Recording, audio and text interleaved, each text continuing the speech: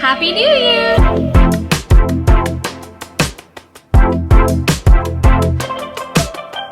Hi everyone! Happy New Year! It has been a long time since we talked, but for those of you who may be new here, welcome. I'm Alexa of This Alexa Knits, and this is Talk Knitty To Me, a podcast where I primarily talk about knitting, sometimes a tiny bit of crochet, and generally living in Miami, Florida with my fiance Kyle and our tuxedo cat Bogey, who is the cutest thing in the world. But yeah, let's talk about some knitting. One of my goals going into the new year, I want to remind myself to take this time to check in about my knitting. This is kind of my live knitting journal, if you will, so I definitely want to make sure that I'm taking the time to check in and sit down with you all, share what's going on. So I'm hoping that as we go into 2023, I'm going to spend a lot more time thinking about this channel and hopefully producing content that you all are interested in, because I have a lot of ideas and I'm really excited. If I can talk today, I'm really excited about the direction that the channel could be headed in. So hopefully you all stick around for the ride and join me. So let's jump right into the knitting. My first finished object has been a long time in the making. If you have been here before, if you have been following me for a little bit, you know about the heartbreak that I endured losing my champagne cardigan right after it was finished, never having even been worn at the Miami airport. So I knitted a champagne cardigan and then lost it. It was terrible. It was gut-wrenching. It was not good. So on the trip that we were on, where the reason I was at the airport is because I was flying somewhere, and so Kyle graciously bought me some new yarn, which is, I almost dropped it, which is this Malabrigo Washted, which is a superwash merino single ply yarn in this beautiful color. This is the name of the colorway. Oop, that's upside down. That is the name of the colorway. I don't know how to pronounce that, but there it is. 210 yards per 100 grams. So this is a worsted weight yarn, although Ravelry has it listed as an Aran weight, and I'm not going to pretend to know enough to be able to tell you the difference between those two. So there you go. And dun dun dun dun, I have my finished champagne cardigan 2.0. So here she is in all her glory. I'll pop her on for you. So here she is. I have made a couple of changes. Number one, I only did 3 buttons because these are mismatched buttons, which I'll show you in a second, but I only had 3 of them, so I had to adjust my buttonhole spacing. The other thing is it's quite a deep raglan, made even deeper by the stretching that I'm seeing. But this yarn, you can already probably see, has high potential for pilling, so that deep raglan is probably good because I'm not going to be rubbing, my arms against my sides or in the underarm here as much. But it's a really nice cardigan. So yes, first thing I want to address is the growing. Superwash yarn has a tendency to grow quite a bit in the blocking process, and that is exactly what happened with mine.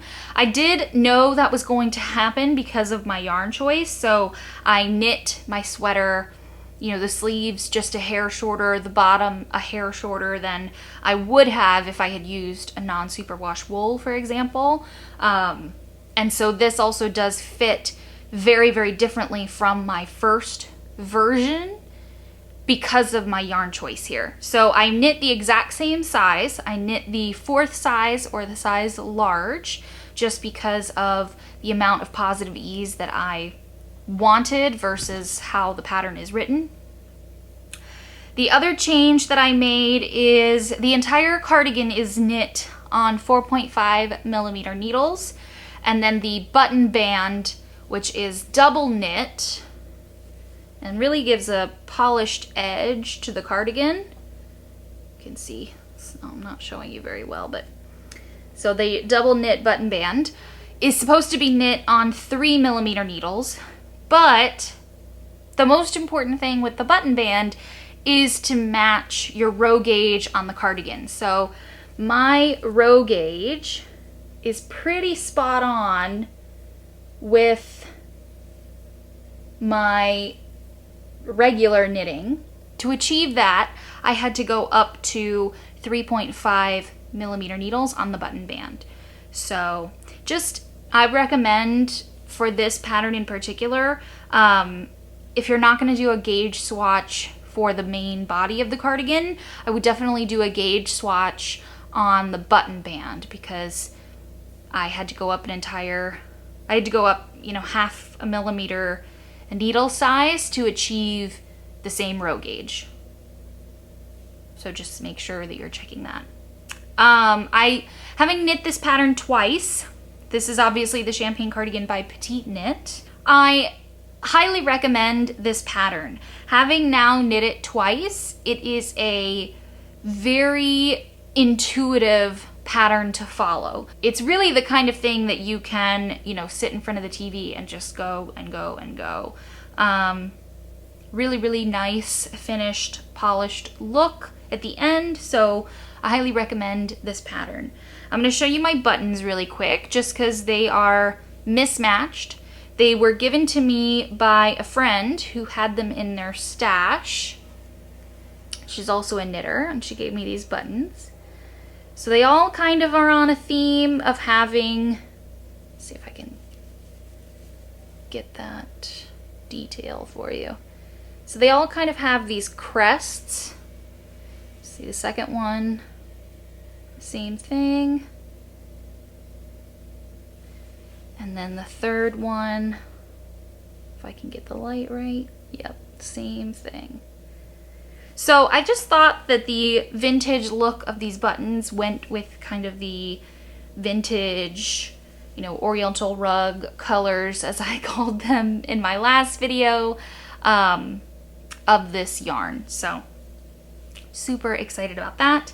If you want to know more about my thoughts on the Champagne Cardigan, I did film an entire video where I just talked about this cardigan.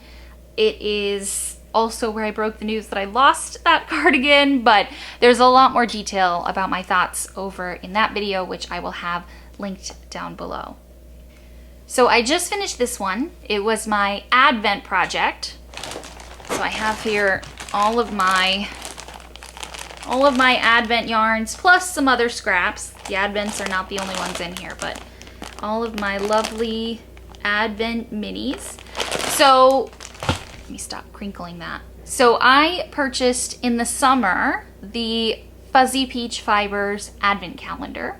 Inga, who is the dyer behind Fuzzy Peach Fibers, put out a limited amount of these Advent calendars. This was my first Advent calendar ever, so I'm very, very excited about how the whole process went. It was really fun having that to look forward to every day. I knew, that I had a little surprise waiting for me, and that I'd be able to use some beautiful colors and some great yarn. And I really liked the idea that at the end of the 25 days, I would have a finished object. So I may do things differently next year if I get another Advent calendar. With this one, I knew, because I love all of Inga's colors, I knew that it didn't matter what colors were in this Advent. I was gonna love them, and I was probably gonna love them together.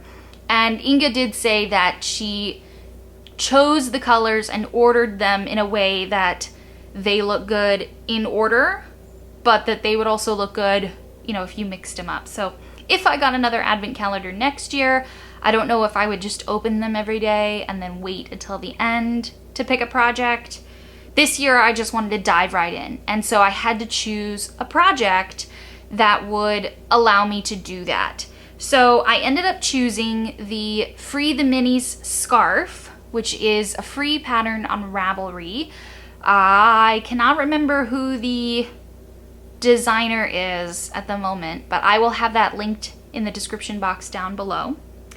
It's essentially a scrappy scarf, infinity cowl type thing, where you do a set of stripes and then the stripes overlap. So you start with color 1, couple of one stripe, then put in a stripe of color 2, color 1, color 2, and then you bring in color 3, and then it's color 2, color 3, and then color 4, color 3, color 4. So all the stripes overlap with each other and make a really neat design. So I did modify the pattern. The original pattern is 2 rounds per stripe, and then 7 stripes total of 1 color. I did the 7 stripes, but I changed the number of rounds in each of my stripes. So all of that information, what I did differently, is in my project page on Ravelry. It's labeled my Advent cowl, my Advent infinity cowl, I'm pretty sure. But so here it is. Dun, dun, dun, dun. Ooh, it's so pretty. So these are all of the colors.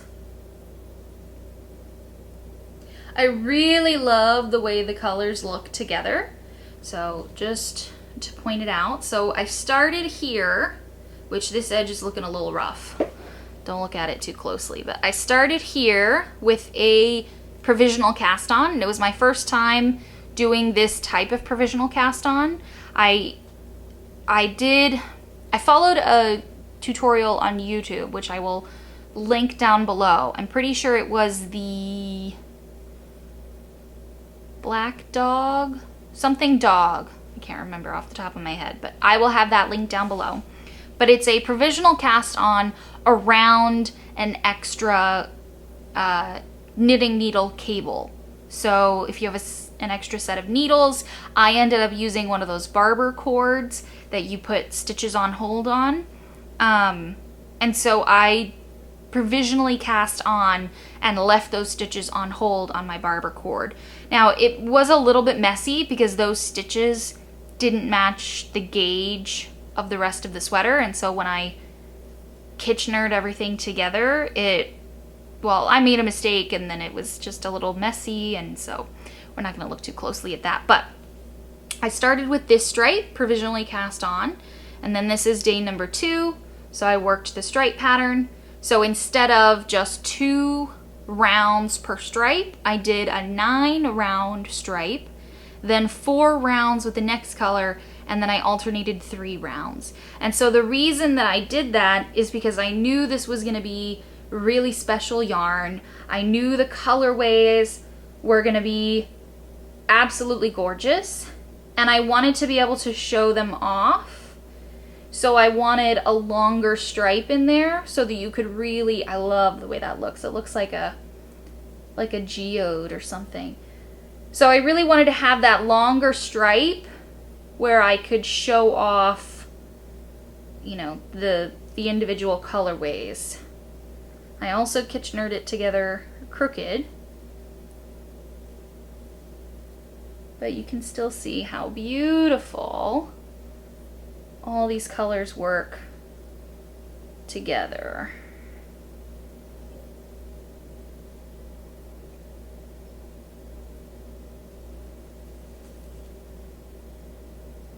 I just love that section with all the pinks. So pretty.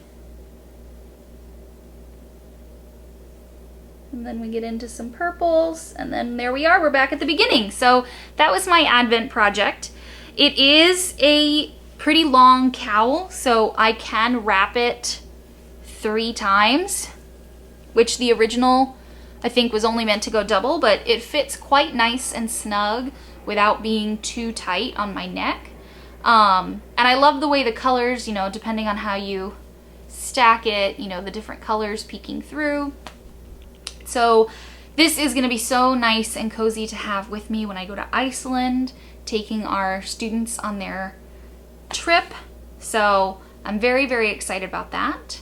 I also like that, you know, I can wrap it a little more loosely so that it's really just like a cute, you know, layered scarf like that if I want it to be. So I'm really, really pleased with how that turned out. I think it's so cute and I'm so excited to wear it. So that was FO number 2 and also an acquisition. So let me just pull up my project notes. That would probably be a good thing to have. Oh, you guys are crooked. When did you get crooked? Sorry about that. You've been crooked. Okay, so the Advent Striped Infinity Cowl is actually the Free the Mini Scarf by who? By Amy Meeks. Amy Meeks designed the Free the Mini Scarf. So that is my Advent Cowl pattern. So my next finished object is this Rocky Cliffs cowl, which is so pretty. It is an all over, well, it is cabled in this section, obviously, and then it is all over texture. And this was so addicting to knit. It's knit, well, there are 2 options in the pattern. So I went with the worsted weight version of this cowl, and I just love this yarn in particular. It's Knit Picks Twill, and I love the stitch definition it gives on the cables and in this texture pattern. I think it was a really, really nice choice. It's so squishy and just lovely. I'm so excited. I think it's gonna be so warm as a cowl. I'll put it on in a second, but this is the Rocky Cliffs cowl by Greta Menson. It is a free pattern. Yay. So really, really nice. The pattern is so well written and easy to follow. There is also an option for a lace weight version of the cowl. So you would do 3 strands of lace weight yarn held together. And the pattern includes the numbers for both versions. So you really get 2 for 1 in this pattern.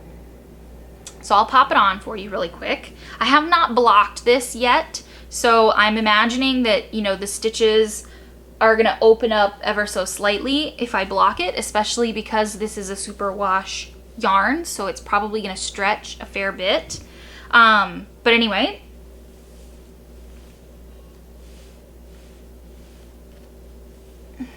so this is what it looks like now. It's a little floppy, because again, I haven't blocked it, the cable pattern out there. So it fits kind of funny, but I do like how it bunches up so close to my neck.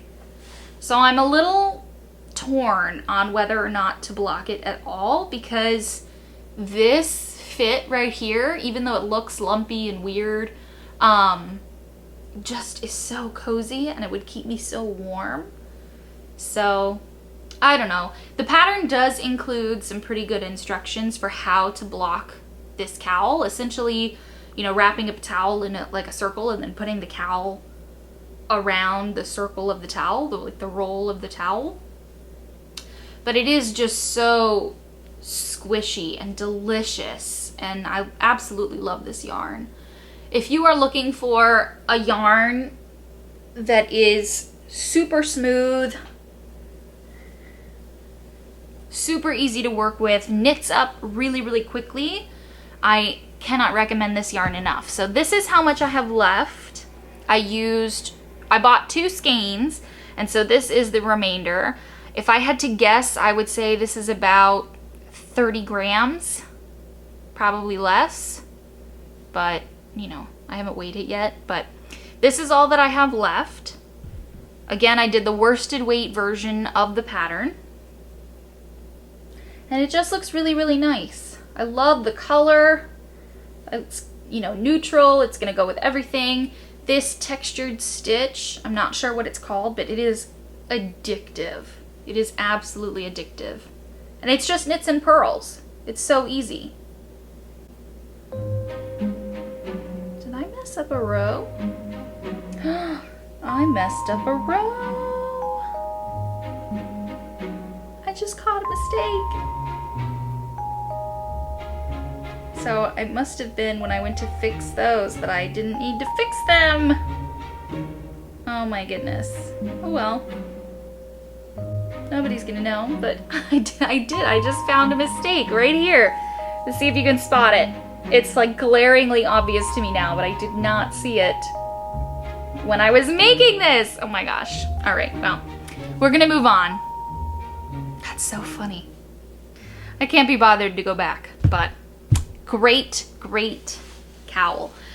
Okay, I have two other finished objects to talk about, but I don't have them because they were gifts. The first finished object is a pair of socks that I made for my dad, so I will pop in a picture of those. So my camera stopped recording, so I'm not sure how much of that you heard. So I'm gonna go back a little bit. I made each of my parents something for Christmas, and I just wanted them to have something hand knit to open on Christmas.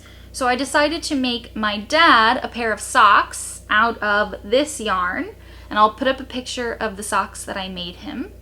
But I made it out of marling these two colors of Punta yarns, which is their, sorry, there's cat hair and stuff on them.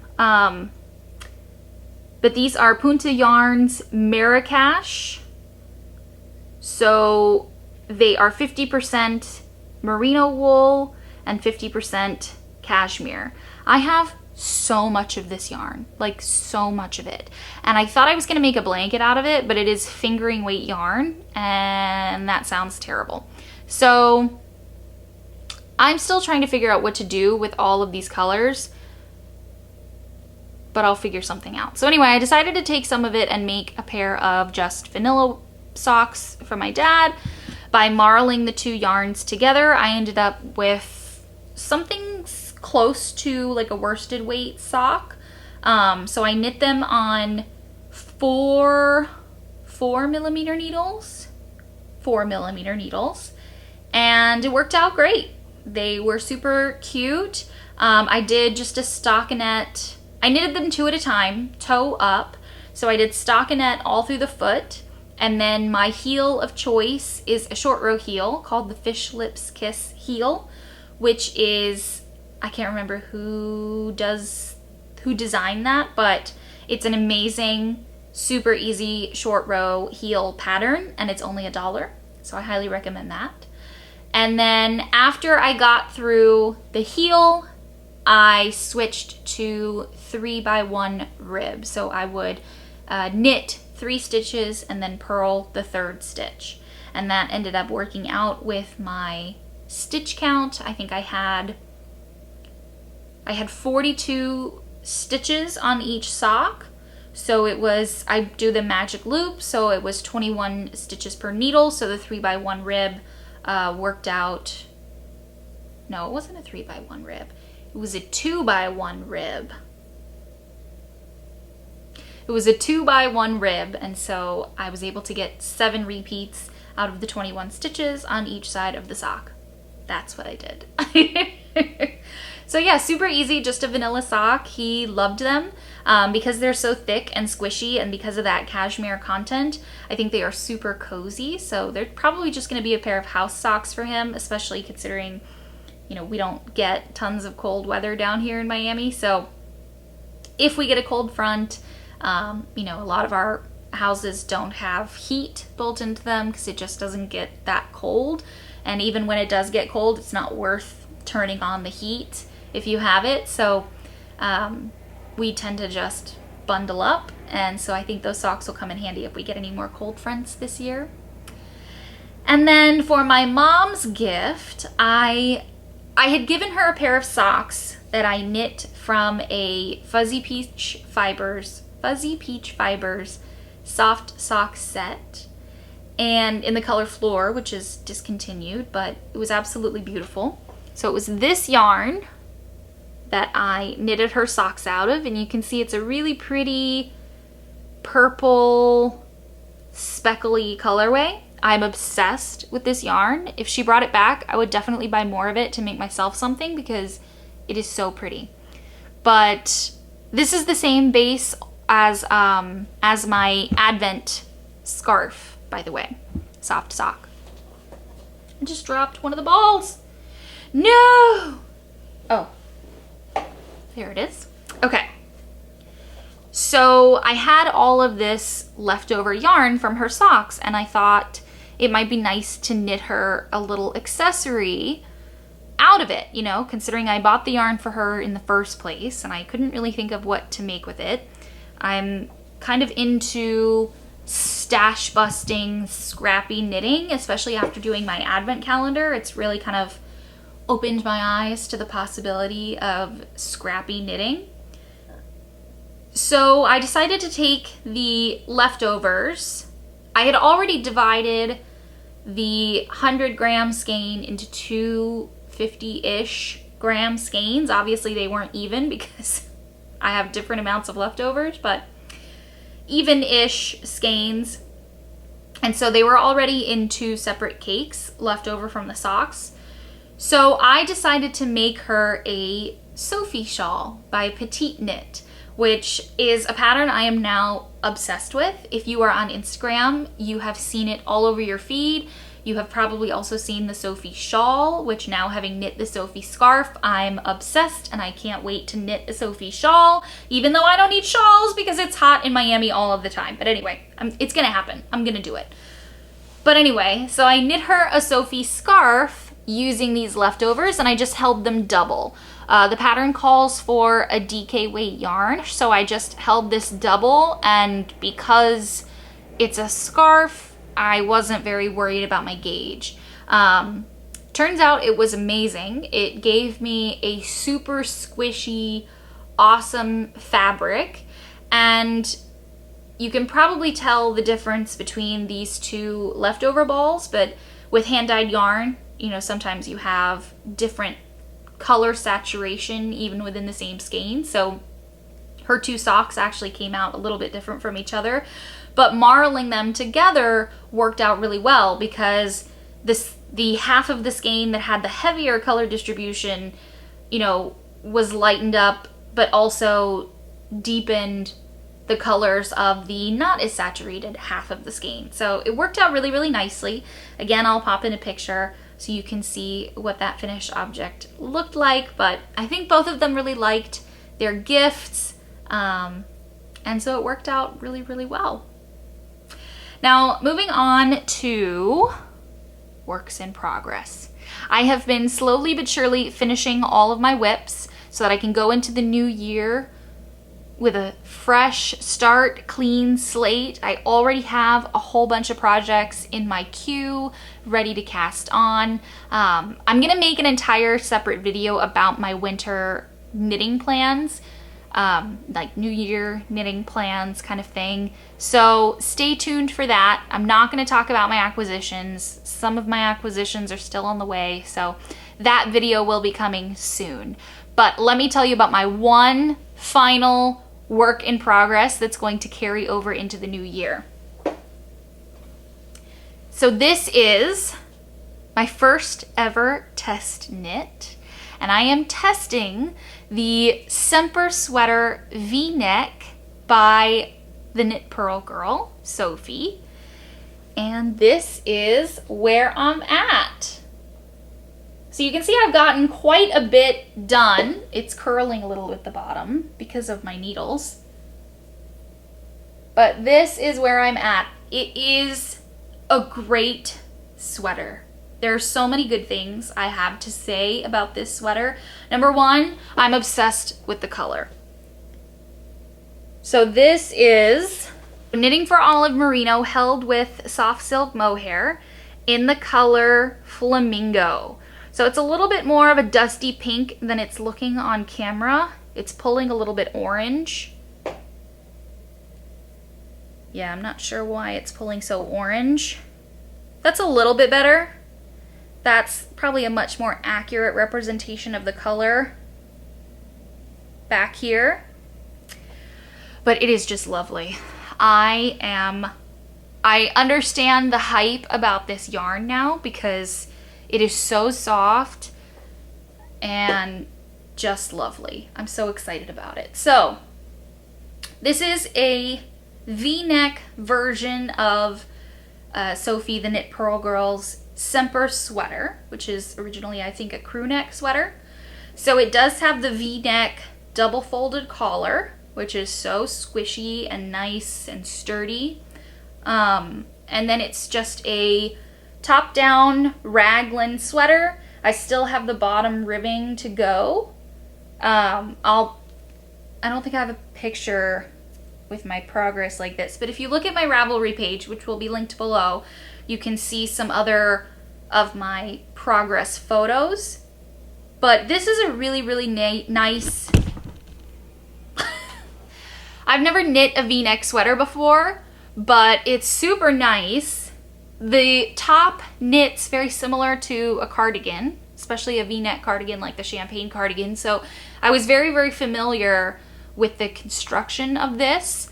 So basically you knit just like a normal raglan, but you knit it flat. And so you're making increases along the collar here. And then once you've made enough increases for the sleeves, the back, and the two front panels, you then join in the round underneath the bottom of the V, and then you just work in the round for the rest of the sweater. The last step in the pattern is actually to do the collar, but Sophie, because of our test knit and the timing, she said that we only had to finish the body and the collar for the deadline of the test knit, so I went ahead and did my collar earlier than it is in the pattern. And I think that also really helps not only like help me envision what the final product of the sweater is going to look like, but it also gives me a better idea of the fit. So I have knit this a little long. According to the pattern, I have overshot the length of the body by about 2 inches. So keep that in mind if you are interested in the pattern. I believe it's going to be published at the end of January, so if you're keeping an eye on that, do know that I have knit mine a little extra long, so about 2 inches long, 2 inches longer than the pattern calls for, and I have not done the bottom ribbing. But going and doing the collar before I finished the bottom ribbing gives me a better idea of how everything is going to sit when it's finished. So I'm glad that I went ahead and did that before I did my bottom ribbing. I am getting a little bit of puckering. I don't know if you can see. I'm getting a little bit of puckering right here, but I think the reason for that, first of all, I think it'll block out. I don't think that's going to be an issue. But I think the reason for that is that when I originally started working on this sweater, I was using my metal Xiaogu interchangeable needles, and I was starting to get pain in my hands, and I noticed that I was having to grip everything really tightly. And so I think it's just that this combination of yarn is so slippery that it was just too much for my hands on the smooth, you know, stainless steel. So then I switched to my wooden Knit Picks needles, and everything went so much more smoothly. These are just sticky enough that the yarn doesn't want to go fly off of them. And so I think it did affect my gauge a little bit. I think the gauge in the upper part of the sweater is probably looser than the gauge in the bottom part of the sweater. But I'm hoping that with a good wet block, you know, some of those differences will even out and it won't make a big difference, because my gauge is still the same, or it's, you know, it's a negligible difference. But you might be able to tell just these stitches up here seem just a little bit less even than these stitches here. So like this fabric, it's not as loose as like this fabric up here. So that is my Semper sweater V-neck test knit for the Knit Pearl Girl, and I am just so thrilled with how this is working up. I cannot tell you how much I am enjoying being part of a test knit.